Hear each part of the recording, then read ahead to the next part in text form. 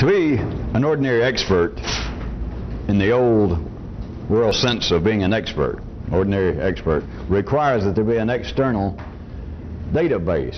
Even, I don't mean that technically in any computer sense really, if you're looking for anything else, but it requires an extrinsic artifact base to be an expert. And by extrinsic, I mean there has to be something outside the person. You would think at first that an expertise is something that a person contains within themselves, some ability. But that is not enough. That will not begin to fly. That will not make an expert. It requires that there be outside the person, and as I'm going to try to get you to see, outside what would appear to be, at first glance, the field itself, the actual activity upon which the expertise is proclaimed to be based. There has to be something extrinsic to all of that. That's what I mean by an external database or a external artifact base. It is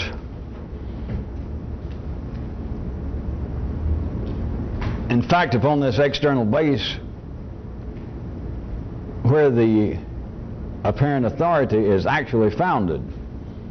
I'm going to give you surely some easy examples. If we took clerics throughout the world in history, they have all got to have some vademecum of their own time and place, their own religion. We have got to have Bibles, Korans, and etc. If we were talking about economists, financial advisors, they have got to have stock market reports. They have got to have corporate annual reports. If we were talking about critics, there has to be schools of criticism already extant. There has to be other schools of criticism, not just the critic and whatever he is criticizing. There has to be, in many fields, to keep from giving specific examples, because I'm going to try to make it even clearer from the ones I've given, but you're dealing with statistics in many, many fields, all the way from psychology, design, time management, sociology, history. What you're dealing with is a kind of substitution for what at first blush, as I said, if I had asked ordinary intelligence what expertise is,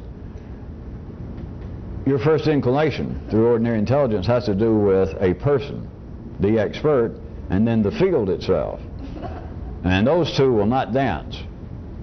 That will not create expertise.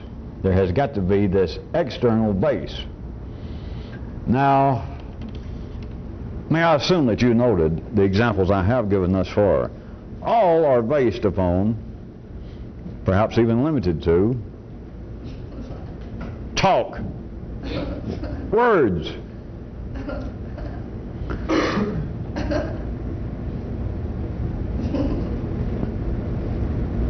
Let's take the cleric for an easy example.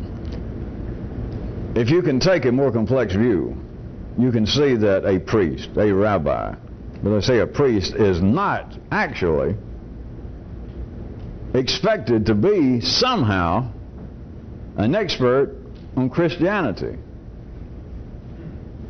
He's an expert on the words about Christianity. He may be, in fact, considered a biblical scholar. But even if he has no such reputation, if he has not written, if he is not recognized as being specifically, academically, an expert upon the Old and New Testament, still this remains. If he is just a parish priest, people do not expect him to, and I'm going to say somehow again, because it's never been analyzed. It's not even capable of direct perception, much less analyzation in the three-dimensional world. And I could not talk to ordinary people about this because they'd already be lost. Of course, none of you are. But even if I took them much further, they would just go, no, no, no, no. They just begin to have to resist it and say, that's not true, we don't think like that. But they do. Ordinary intelligence does not expect a priest. Life is not wired up It's not the individual decision in some way. Nobody expects a priest, and this is true of all religions at all times and all places, but no one actually expects a priest to be an expert somehow. That is, a hands-on, an operational expert in Christianity. Because a parish priest is not necessarily thrown out of his parish if they find out that he has a few sips every night. He can even probably fool around with a few boys in the parish, if not a girl. They don't seem to stand for the latter much. But he can get by with a few peccadillos, and they go, well, Jesus, the guy's only human. The point is, somehow he is not expected to be an expert on if Christianity is something now. And everyone would have said beforehand, Christianity is more than mere talk. Christianity is not a bunch of words. Christianity is an actual thing. It's an institution. And I assume, except for you people perhaps getting this on tape at other times and other places, that you will not choke upon me picking out an example that your forefathers and your old world intelligence used to think was exceptional. I can pick out psychology, if you want me to move to that. They do not expect the person, the priest, or let's try a psychologist. They don't expect a psychologist, even a clinical psychologist, someone practicing treatments, someone practicing analysis of some form. They do not actually expect the person to be an expert in somehow of psychology, assuming again, ordinary intelligence does, that psychology, the same as religion, is an actual something. There are practitioners of it, teachers of it, followers of it, and the thing itself exists. There is such a thing as religion. There is such a thing as psychology. That it actually exists. All right. Forget my little. Let's just say it does exist. Think what I'm telling you. Let's say that psychology and religion, economics, sociology, management, that all of these fields, let's say that they do exist somehow, that they actually exist themselves. If even that be true, do you see that an expert is not an expert in this thing if it exists? Their reputation, their expertise is based upon the talk about it, assuming that it exists. Let me just give you that for the time being, that it does exist. No one's an expert in it if it exists. They're an expert in the talk about it. There has got to be the extrinsic database, artifact base, and the expertise is in that, not the thing itself, if indeed it exists, which in the 3D world it exists.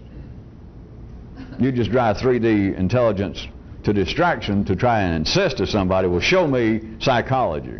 And of course, the more intellectual they were oriented in the old world sense, the more they would begin to have to run around in arcane and rococo circles and maybe even accuse you of being stupid and crude to not understand that psychology and any field of the social sciences, and in fact they might even say the real sciences, that there is actually no such thing as physics as apart from certain specific areas. They might say that, but that is not the way life is wired up in general to work. People accept, not theoretically, not philosophically, and they cannot argue it because they cannot see any resistance to the idea that religion, that psychology, sociology, economics, that they exist, that the thing is real. It's not just a name. You don't just have people running around in funny collars turned around. You don't just have guys in stroking their beards with tweed jackets on with a pipe, and you say, well, there's a psychologist. There's more than a psychologist or more than a priest. There is the area. There is the field, the institution, the entity of psychology and religion and other things. If there is, you will not find an expert in that field. There is no such thing as expertise in that field. Now let me give you a law that no one knows about. All ordinary expertise is secondary.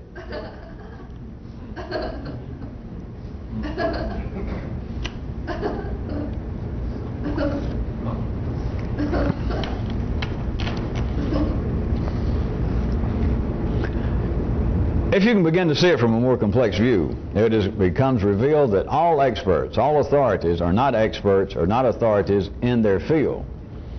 They are experts, they are authorities in a field that is composed of talk about the field.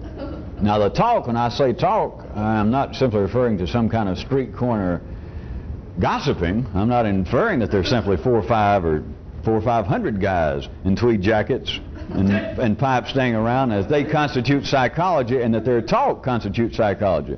We're talking about, in the case of religion, absolute Bibles with a small b. That this is it.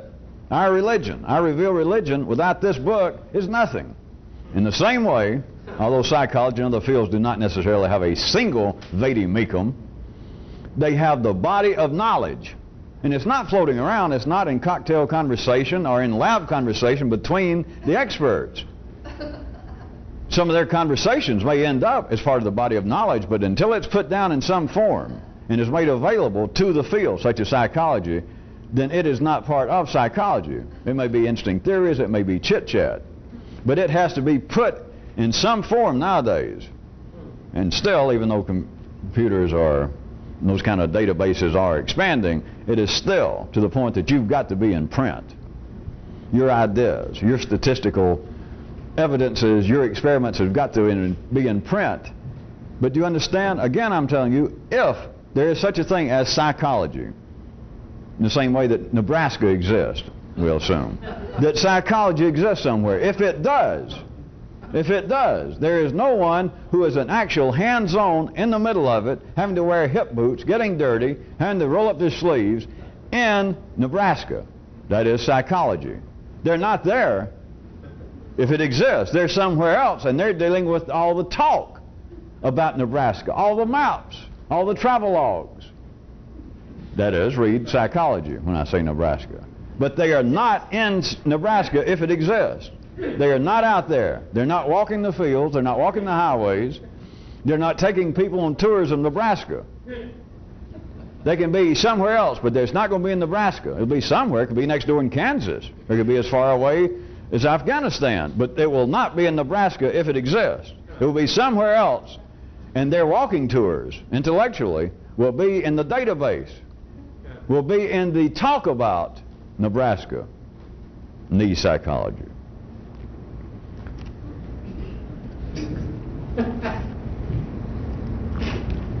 The meed for someone becoming a learned expert is in no way dependent upon them having ever been to Nebraska, if indeed Nebraska exists.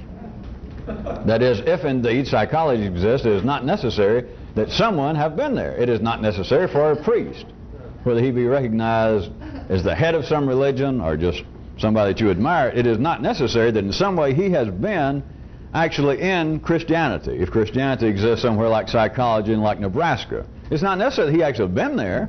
And I shouldn't have to take this part much further. You should be able to recognize between those far-stretched examples all the way from Nebraska to psychology to religion, that what I'm pointing out is true, is correct even.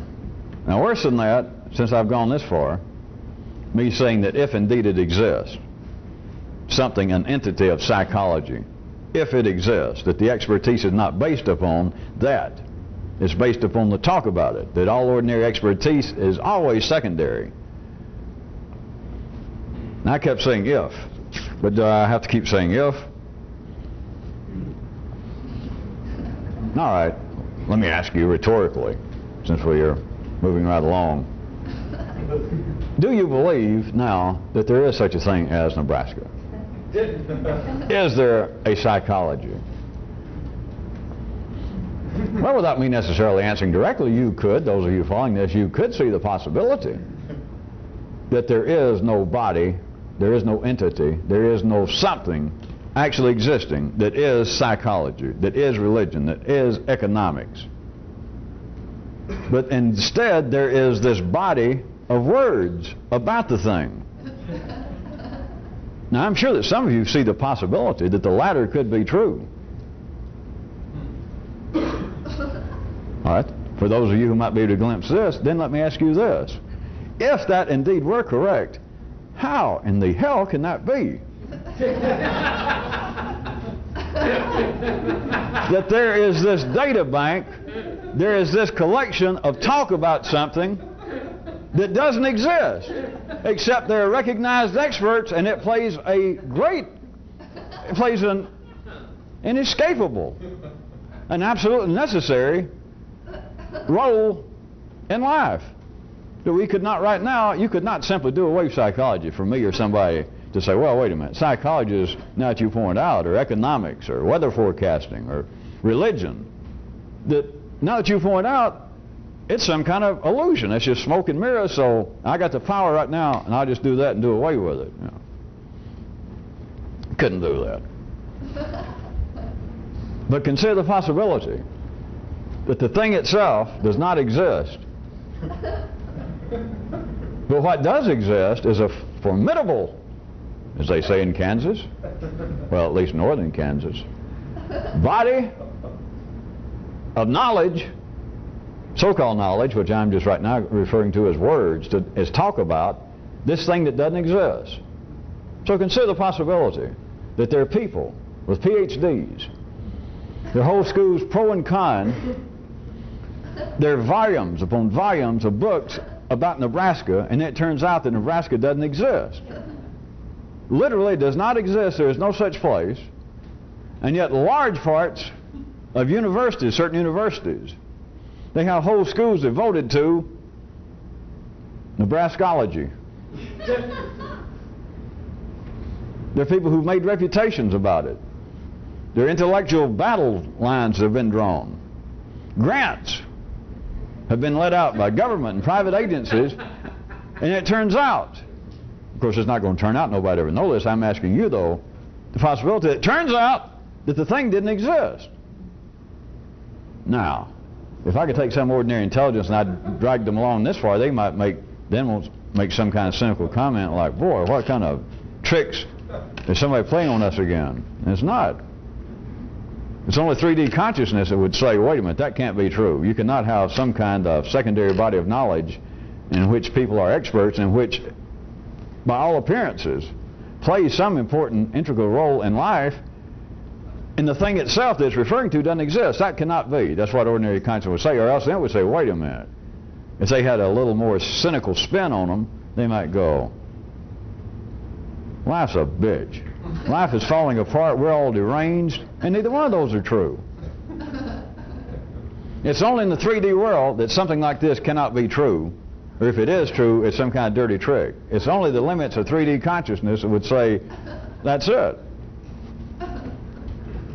You understand that it takes a bit more of a complex view to realize that something doesn't exist, and then to see the absolute necessity for it.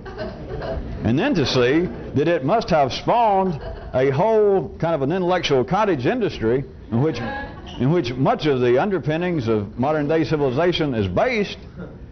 And then it obviously exists because there it is, the experts in religion and psychology and such as that, and then find out, and the experts on Nebraska, and then find out that the thing, that the study, the expertise to which it refers was never there in the first place. It takes more than you're walking around, I hate to say it, but you got to have more than a high school education.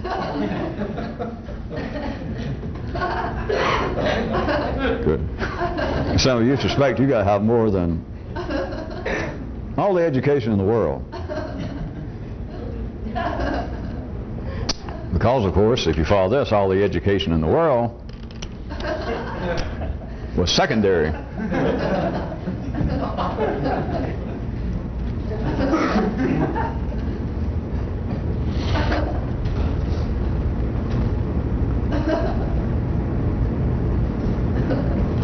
May you be so kind as to draw your attention a little further then.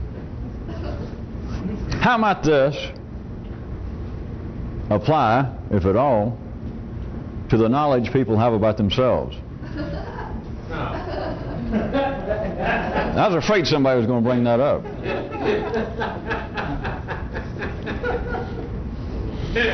Those of you who followed this, do you understand at the ordinary level this means that you could never have anything other, no matter what you did, anything other than a kind of one generation removed, one step removed, a secondary, an external, an extrinsic, so-called knowledge of you. Because if there's going to be an expert on you, who's it going to be? I mean, if you're intelligent, it's got to be you. Now, of course, you may be smart enough to pay somebody $100 to cast your horoscope or to read your handwriting and help tell you what you are. You may be that smart. Some of you out there, I know there's no pulling the fat over your eyes. But at any rate, if there's going to be an expert on you and everybody else, who would it naturally be? An expert, I'm not trying to be cynical about that, just to have knowledge of oneself. Who, no matter how slight yours may be, even if you claim some kind of genetic, if not intellectual, lineage from Socrates, and you might say, well, I still don't really know myself, but by God, I'll work on it. And so, you're trying, right? But if you followed what I've talked about up until now, could you see that the ordinary level, the possibility that whatever you knew, to whatever degree you thought you had some insight into the you, to whatever degree you thought you had it, didn't have it, whatever information you'd collected, no matter how straightforward, no matter how assured it seemed, or no matter how vague and uncertain it seemed, it wouldn't matter. Could you see that it might be that you're an expert on a body of knowledge existing extrinsically from the thing supposedly that it refers to, if indeed the original thing, the source of reference, even exists?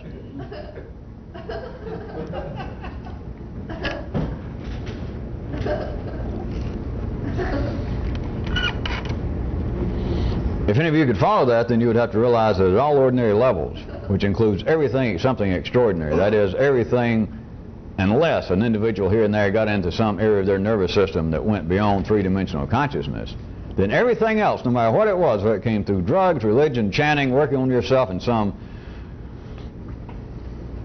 sang-froid. Some of the terms I like, but God, the French. Well, that's easy to say since French does not trippingly fall off of one's tongue, is it not? But to cold-bloodedly try in some kind of intellectual way to work on oneself, to study oneself clinically, objectively, steely-eyedly, no matter what it was. Can you see the possibility, in the same way that some of you followed it there for a few minutes ago, that you could be an expert in some field, fill in the blank, psychology, economics, sociology, and there yet not be separate an actual entity, an institution, a field, an area. There is no really such thing as psychology. There is a body of words that refers to psychology. But if you ask ordinary consciousness, all right, are these words psychology? Is that all there is? They would say no. Not if they were good intellectual defenders. If they were right at least in the middle of the bell curve of life's need, they would say, well, no.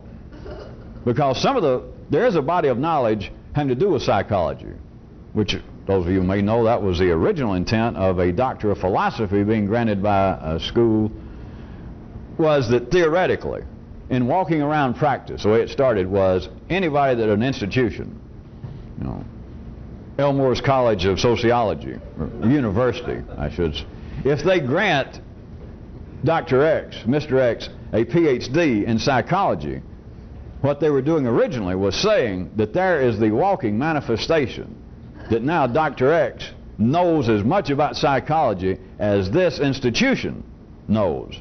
He is the living, exemplary mouthpiece for all that's known about psychology, at least at the level of Elmore's University.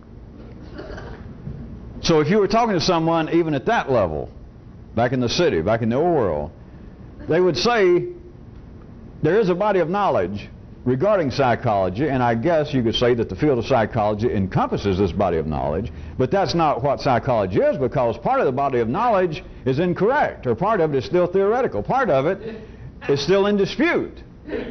Part of it, there are now schools that believe that Freudian psychology is still the last word.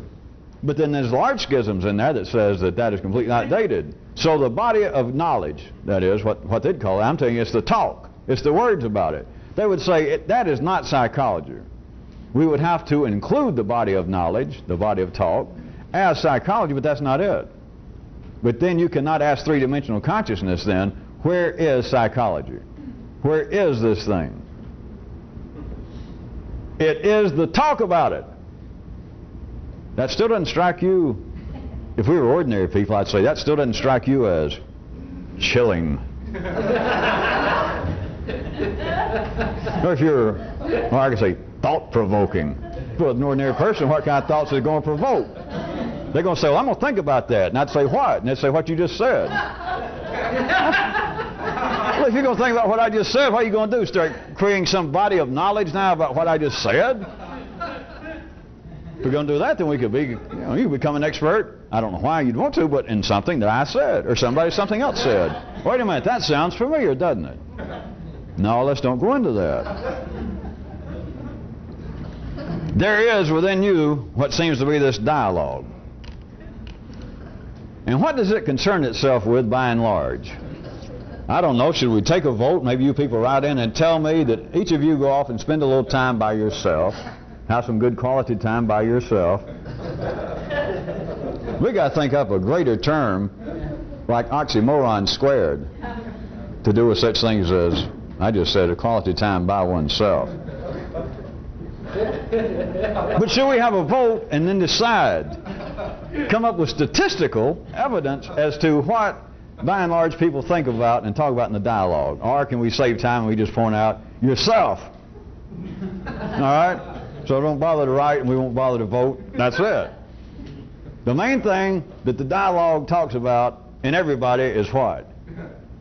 I just said it. Yourself! So, there has got to be then a body of knowledge, at least in you. And a few people around you, that's no big deal because they're also talking primarily, I hate to tell you, but about themselves. But there is a body of knowledge. People around you, if you ask them, do you know Dr. X? And they say, yeah, I know him. What do you think of him? Well, he's a loudmouth and he's egotistical. So there's that kind of body of knowledge, but that's no big deal because you have got your own body of knowledge about the guy who just made that comment. That's part of your body of knowledge. So there's this body of knowledge having to do with you. Now, what could we say about this body of knowledge based upon the kind of verbal flim-flam I've been trying to pass off on you for the last 15 or 20 minutes? What would that say about this so-called body of knowledge about you, each one of you individually, each person?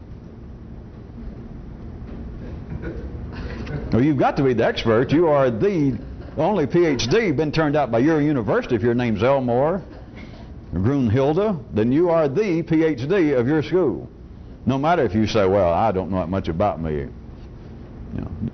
Don't try to give me some melted snow cop-out. You are still the primary, you are the only PhD candidate for you. So there is this body of knowledge. There has been speculation, even out in the ordinary world. Life keeps letting this slip out throughout the thousands of years you've got recorded history of people here and there. No big deal. It never caught on. But people here and there, little voices pop up saying, I wonder, not that they understood anything or they would never have said this, but they say things like, I've been trying to study myself, like Socrates says. I've been trying to learn what it makes people tick, and so I kind of turned on me. And I've talked to other people, and the more I think about it, the more I look into it, I'm not so sure there is such a thing as an individual person in me or anybody else. Those little things, sometimes they'll pop out somewhere, and it's like a throwaway line that somebody remembered, usually for some other reason, but since life will not let that information out, I'm not saying that that is any great shake for anybody just to know that. But what if, beyond that, what if the possibility that there is nobody there, which I hope doesn't come as big a shock to you as me saying the possibility that there is no such thing as psychology or Nebraska. So it shouldn't be the first shock, if there was some validity to that there is no actual person in there. The real fun should come that, well, that sure is interesting insofar as I've got this whole school of expertise on this thing that doesn't exist. I have spent most of my life to get my PhD in Nebraskology, and I know more about Nebraska. I mean, I think about Nebraska all the time. I can talk about it. I've got other people at times interested in Nebraska. People want to go there. I got people that want to join up, want to know where I learned all this. I've got a lot of people interested in Nebraska. How can that be, if indeed there is any possibility that there is no such thing as Nebraska? How could it be that I have such an interest in me? How could it be that I know so much about me? And there's a possibility there is no me. How could that be? Well, of course, in the 3D world, that couldn't be. We're just being silly, aren't we?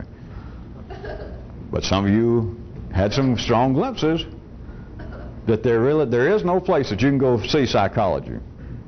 You can't go see its bones. You can't see its fossil remains. You cannot see some modern version of it. Not just because it's only, supposedly in the Western world, 70 or 80 years old. Pick out Christianity, 2,000 years old. Pick out Greek culture, 5,000 years old, 6,000 years old. Can you go see it somewhere? Greek drama, Roman political, the body of the Roman politic. Is there somewhere to go see it? Traces of it? Are there remains of it? No. I was going to let you figure it out.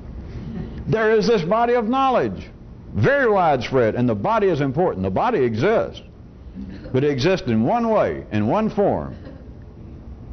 Words. If there are no words about it, it does not exist. Did somebody discover psychology? Was psychology or was religion? Was it laying around somewhere and somebody discovered it in the same way that Mr. Lincoln discovered it in Nebraska or whoever it was? Did there? Was it psychology was just there? Sociology was there just waiting and somebody turned over either a stone or a new leaf or a book and there it was? Where was it before there was a psychology? Well, at least you think I was trying to get too strange. Where was anything before somebody said, oh, this is, and then what followed was a word? I'm asking you, was there such a thing as psychology before somebody came up with a name? All right. How about this? How about your forefathers? Your old intelligence that believed in gods and stuff. Turn it around the other way. Because I started to ask you just then, were there any gods until man named them? But turn it around for a second. Try it the hard way. According to all the stories in all religions, there was nothing until God named it. In other words, he was in the same position. He couldn't do anything, he said, until he said, well, let there be some salt water. Until he said salt water, there couldn't be anything. Once the word is said, do any of you catch a glimpse that in the 3D world of man, when it gets into especially secondary activities, but it's not a cut-off line, but you catch the glimpse that nothing in a sense exists until there's a name for it.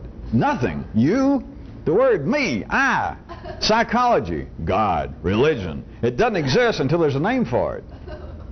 Then here's the real subtle flight. After it's named, it doesn't matter that it doesn't exist. There is a way in which you can see that the intellectual life of ordinary people, civilization itself, is a continuing attempt to prove what you've once said. That's it. Because once you say one thing, the first thing, whatever it was, once you say that, you could say, well, it's kind of a downhill. Well, I don't mean in a negative sense. But it is then a foregone conclusion. Once you say one thing, the first thing, whatever it is, you are then got perhaps a leisurely, but you got another 60, 70 years, and you're attempting to prove what you've already said. You and humanity as a whole at the secondary level. And it doesn't matter if you can get this glimpse that once it's said that, well, I've discovered psychology. And let's just assume, as much as this harms and hurts 3D intelligence, that there is no such thing. There certainly wasn't until you said, this is psychology. And let's say that the time was right, that life needed this, and other people went, by God it is. So now psychology. And you, if you're the one that said it's psychology, and people went, yes, I know what you mean. And it begins to grow. And you're the founders of it. You're the discoverers. You become the first doctors of psychology. Once you start talking about it, for a second, imagine that the thing that you or somebody went, my God, it's psychology. And people went, it is. All right, now, wait a minute. Assume for a second that as soon as it didn't exist until you said it's psychology. But then after you said it, it still didn't fucking exist. Well, I got to ask you again, where is it? It didn't exist until you said it's psychology. That was the beginning. There started the database. There started the vademecum. There started the artifact base, extrinsic to the apparent thing. You said it's psychology. Now, of course, it takes other people now. There's got to be resistance. There's got to be interaction verbally. There's got to be some other people either go no or yes. But in this case, let's say they go, I know what you mean. Say the name again, psychology. And a group said yes, yes. Of course, very shortly after that, there's going to be a group of people go, you said that was psychology? And we go, yeah. And they go, no. Because nothing, not only is nothing completed until it's got resistance, but it can't even live. But at any rate, do you understand that it could be what I'm pointing out, the possibility? This got to drag you around from 3D, the three-dimensional world, into at least around the corner once. There was no such thing as P-S-Y-C-H-O-L-G-Y. There was no such thing as that. I don't want to say it, see, to keep the drama here. There was no such thing as this P-H-Y-C-H.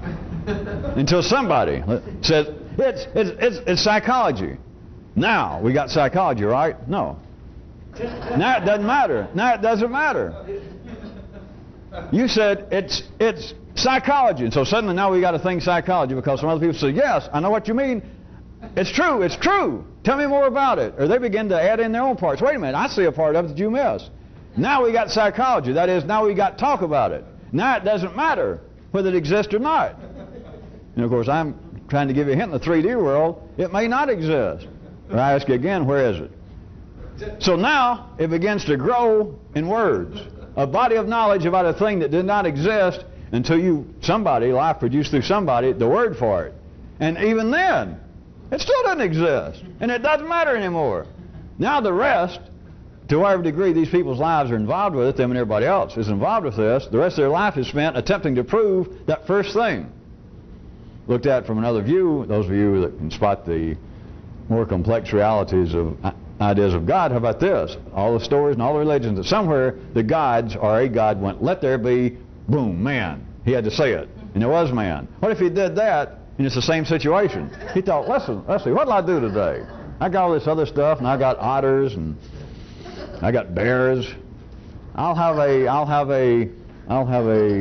make a person. And so he said a person, and there wasn't a person until God said it. Check Genesis. I'm somewhere close. That it didn't exist until he said, let there be. But since he said, let there be, it didn't matter anymore. Of course, you say, well, it does matter because here I am. Really? Are you sure? Are you sure that you're not part of the body of knowledge about this thing? That a God said, let there be a person. Then him and some of the other gods went, hey, that'd be weird. Yeah. And you're now part of a floating data bank about a thing that doesn't exist. Yeah. That was sort of a Jocosian aside. Don't take that as being part of the heart of tonight's sermon.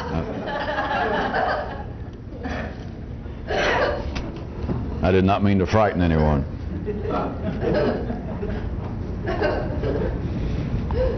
See if anyone could tie any of that into this. That the friend of a real explorer, well, the real great friends would be implications. Now, old world intelligence, experts, authorities, and they don't have to have degrees because everyone's an expert and authority in whatever interests them, or they're trying to be, which is the same thing.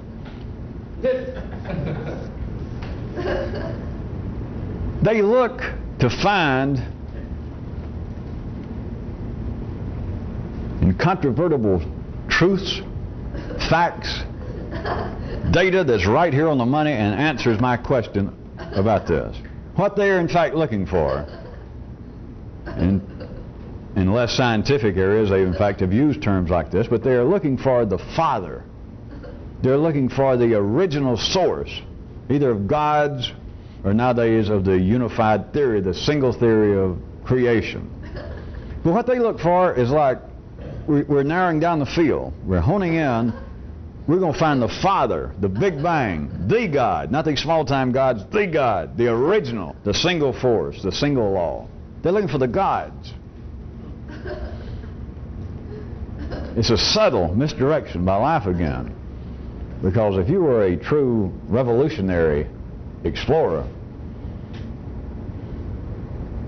and getting freed from old-time thinking, what you're looking for is not the Father. What you're looking for is like cousins, in-laws even. Because as long as intelligence is held that is looking here, such as at psychology, looking at science, specifically physics, specifically particle physics, specifically subparticle physics, or specifically perhaps subparticle cosmic physics. And I know what the question is, and I'm looking for the answer. That is the belief that there is a Nebraska. That the field in which I'm studying, I'm learning something about the field. And you're not. You're learning something about the talk about the field. You may be adding to it.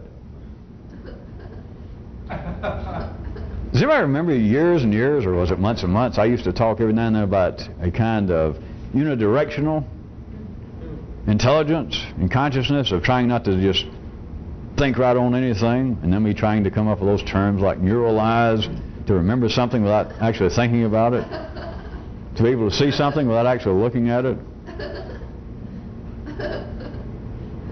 If you're going to try and find psychology, if you're going to try and find the Father, I'm using the Father now not religiously, but the Father, like we want to find out the answer to this question. There's got to be an answer, whether it's like where did creation come from, or maybe it's a sub-question along the way I'm trying to get there. But for each step there has to be like the Father answer. That's what we're looking for. The Father reality. The original source. They may not be saying God anymore, but that's what they're talking about, is the source that'll answer this question, then I'll move on. To explore intellectually. Forget all that. You shouldn't be staring. The Father ain't there. You'll be out worrying about cousins, half cousins, third cousins one time removed.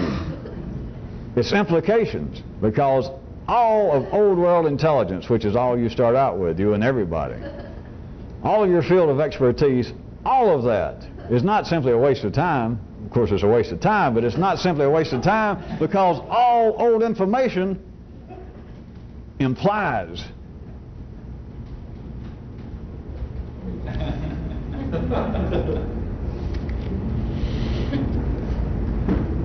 all old world information is implying something else.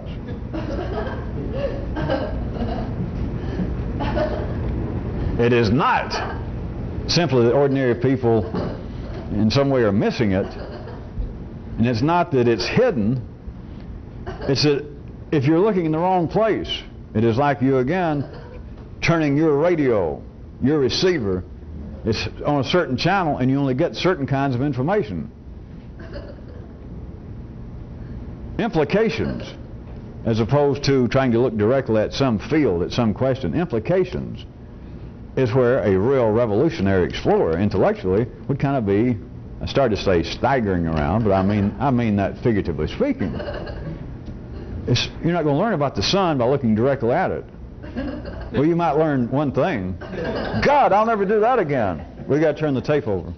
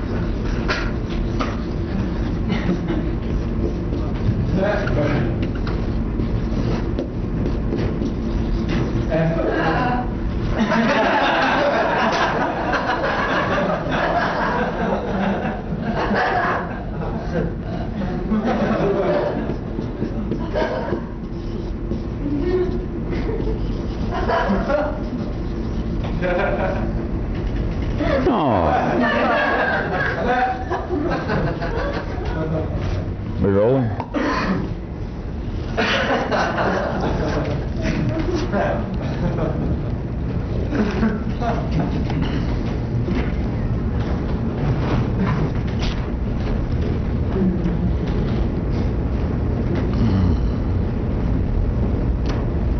How much time we got left on this tape period?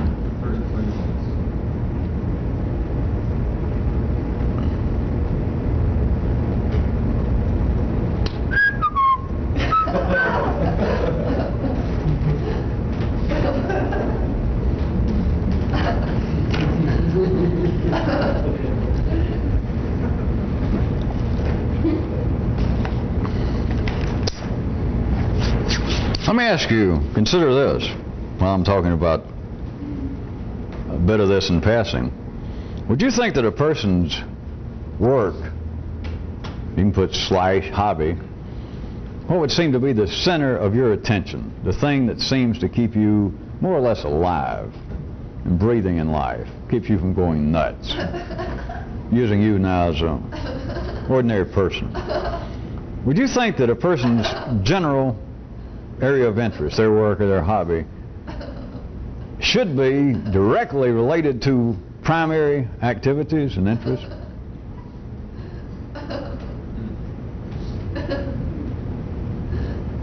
Or could their apparent main field of interest, their work or their hobby, be, to a large extent, maybe a very large extent, apparently based on, tied to, related to secondary activities? Or do you think it matters?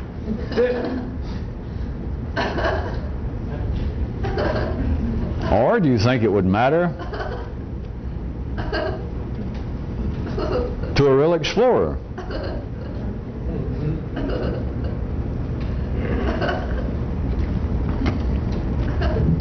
When I said that there was an unrecognized law that all ordinary expertise is secondary, and I even was inferring that all ordinary knowledge about oneself is secondary,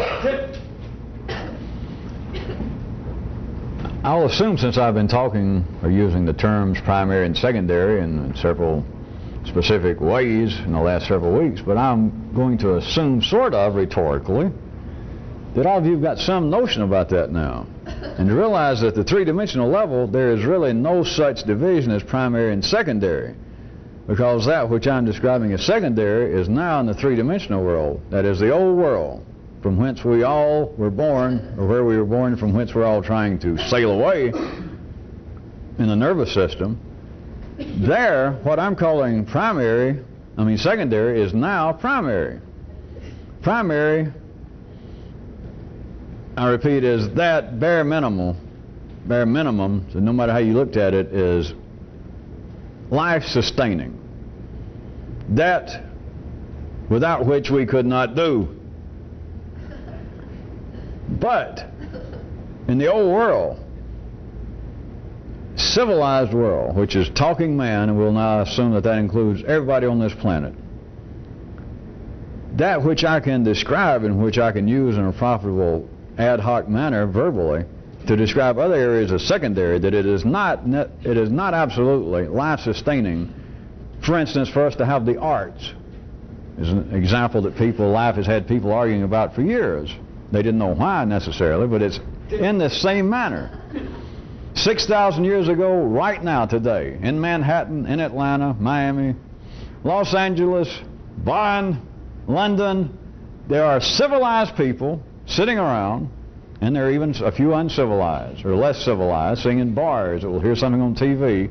They're still running arguments about why should we as taxpayers, let's go into the public realm, why should we as taxpayers have part of our taxes used to build museums to hang paintings, which I personally, says one guy, perhaps a banker, a man with intellectual, financial credentials, he may say, as far as I'm concerned, most art is junk.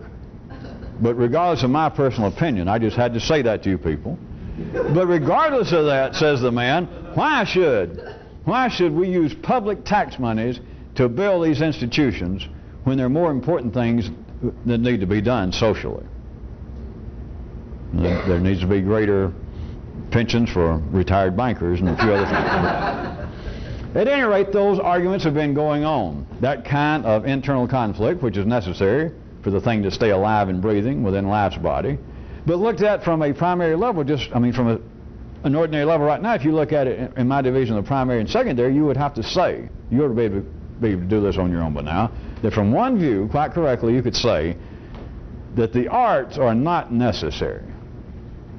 You may say personally that you like the theater, you like painting, and etc., but you would have to say, all right, I'll give you this. I would feel less of a fully functioning human did we not have the arts, music, painting. But I got to admit, we could survive, and you're wrong. But note, life still has this kind of, coming out in the 3D world, this is not the extent, but life itself seems to have still this dichotomous view of things it does, and that is the heart that you need to begin to look at if you're going to follow that and get something right quick, out of me describing it and dividing up into primary and secondary activities.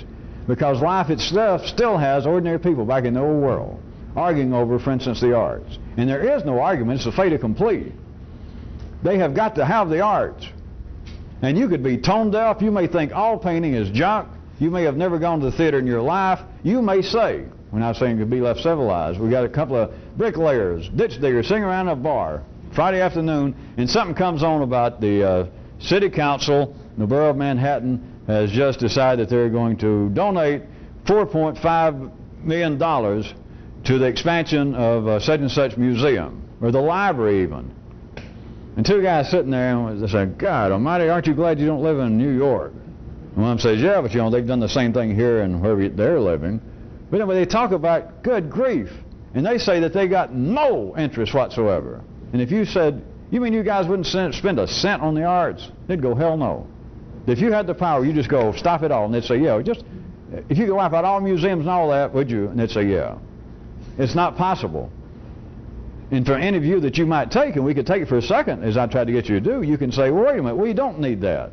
It may be nice and I may enjoy it, but there are people around. There may be people in this room, they're absolutely tone deaf.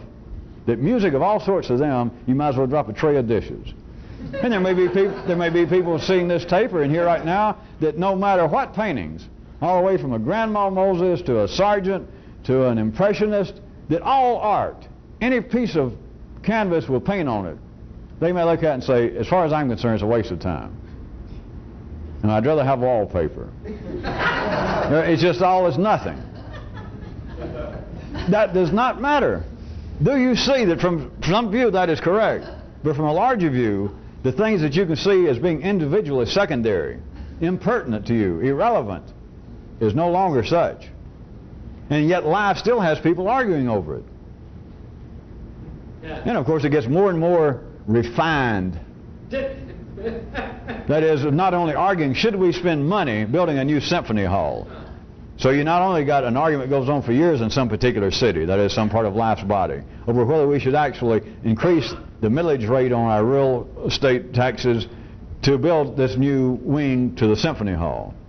Then it'll even splinter off more so. There'll be one group that says, well, or maybe one guy on the city council, or one woman, and then it'll begin to stir up apparently its own what? Little field over there, like Nebraska, right? Except you can't find it, but here we go.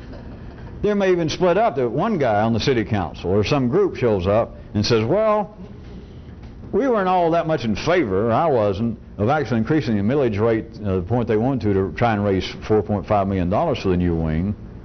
But I might go along with some raise, but on this basis. I personally am not going to vote for it unless I've got some assurance that we are not going to move the symphony too far away from the Romantic period and start playing a whole bunch of that 20th century garbage. So you see, it breaks down not only those that want to build a new wing on the symphony hall, and those who don't just say no, period. Then it gets into those that say, well, all right, I'll vote for it, but you've got to only play certain kinds of music, and you've got to leave out other kinds. The arguments, the resistance, the critique is a part of it. Now, a part of what? But in this case, Haven't I put my foot in it? Wait a minute. The arts actually exist. They're actually paintings on the wall in a museum. The symphony actually does something. They're there. You can see them. We're not talking about psychology now. Really? Where are the arts? Where is theater? Where is art? All you can do is point to the database. All you can do is point toward the artifact base. You cannot point to the thing. You are dealing from one view, and a view that you need to take it. Maybe it'll only take you several seconds or several months, and you may get a glimpse on your own. But in a sense, civilization, the progress of humanity, and it has been a progress. It has been, as I pointed out, in the 3D world. It's just obvious as hell once you see it. You can even be a bricklayer. No offense. You could even have a PhD in psychology for all I care. And you'll see that in the three-dimensional world, to believe that life has done anything other than evolve as opposed to devolve, anything less than progress. Anybody doesn't believe that. I keep saying that life's okay and everything has its purpose. If you're around people that say that that's not true, I advise you get away from them. I keep telling you life's all right, but when you're dealing with people that are screaming that life is going down the tube, either a group of person or one person, my advice to you is you better get out of the way. You can get, when I say hurt, you might just get something spliced on you. It can ruin your shoes or get in your clothes. And so you can look at, from one correct view, that in the three-dimensional world, life has indeed evolved. It has progressed. And you can, from that same view, see that the progress has been going from primary interest to secondary interest. That is indeed, it's not analyzed in this way, that is indeed the kind of benchmark of a sophisticated, educated man.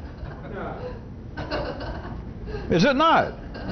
That's one way you tell. You may see the guy obviously wearing a $200 or $300 suit, and he's getting out of a limousine, and all of that together. If you could walk into a cocktail party and you start talking, you'll assume the guy's not going to worry about paying his bill tonight, or whether there's a sale on a chuck roll so he can send his wife across town. If you start talking about your fields of interest, his fields of interest are going to be what? Secondary. The more you are sophisticated, the more you are intellectualized in the old world, the more your fields of interest are secondary. The more you are inclined to be an expert, it is going to be fragrant. It's going to be obvious once you see it that the field itself is secondary. You will not be an expert in construction. You will not be an expert, when I say construction, of actually getting out and being a carpenter. You probably wouldn't be an expert, you would not be sophisticated even to be one step removed that you were the overseer of a construction job. A field of expertise, to be sophisticated, to be civilized, you would need to be further removed. An architect. I can beat that. A critic of architecture. I can beat that. A collector of artifacts regarding architecture. Discarded plans of Frank Lloyd Wright and Sullivan. Sketches, ideas that never saw the light of day. And you have collected. Some of them have never been seen by any living human. After Sullivan's wife died, he only showed it to her or one of his compatriots, and he died, and you've got it. You've got a painting by Picasso that no one's ever seen except him and one of his curators. The more you are sophisticated, the more you are learned, the more you are an expert in the old world, the further you are removed from the thing, if it exists even. But the further you are removed, the more you're talking about, from one view, a secondary life. But now remember, back at that level, of course, this is all spurious, because the arts, criticism, all of what appears to be in some cases foolishness is necessary, and it is no longer secondary. But now, remember this, taking my picture again, the parallel. You escape the old world, you leave the old world, and you have sailed, and you reach a new land, and there you are. And it is all unknown, it is all virgin, at least, let's put it that way. Then can you look back, right now even, and see that my division of the primary and the secondary, and me pointing out that be that as it may, in the old world, the primary, or the secondary is now part of the primary. That is no longer true. It is like you have started a beta level. It is like you have started the whole civilization cycle back over individually. Because where you are now, that which I'm calling secondary and was of primary necessary importance before is no longer true. There you stand. There you are a soul Columbus, and you step out on this Caribbean island. What good is it of all the courtly manners? What good is all the information that you knew your way not only around Madrid and Italy, but you had already done a little touring, I don't know whether you did, but over in Africa, over in India, that you're one of the few people that knew certain passageways through some of the mountain regions of India going up toward Tibet. Of what possible good is that to you now, standing there on this island that no one, as far as you know, had ever set foot on before, and now you are? Of what good is the rest of it? Who are you going to announce? Listen, I'm an expert on the geography around Italy and Spain. Does anybody know where Italy and Spain is? Is anyone here? But of course, I must point out to you, there are implications, because all old world intelligence has some implication. So it's not that it's absolutely useless, it's just that it's just kind of useless. Not absolutely, but well, let me be technical since I already said it. Kinda.